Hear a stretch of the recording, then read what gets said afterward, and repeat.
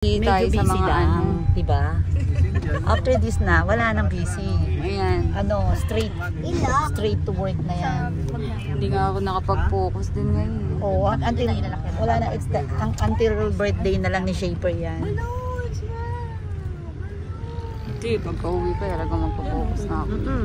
I will help you, don't worry. Sayang, daming Kaya, imbis na December na ano natin, na busy tayo. Simula nung kasal ni Michelle. So many. Sunod na. Okay na yan. And guys,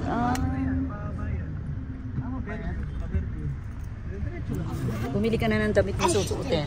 Mamaya. kaya nga. Ako pajama lang susuotin ko. Hanggang bukas na lang naman tayo matutulog tapos sa isang araw. Isang pajama lang tayo.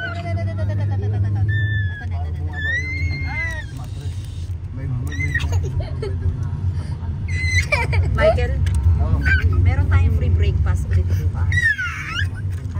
Ano ba yan? Gustong pakay naman yung ano, yung bintana.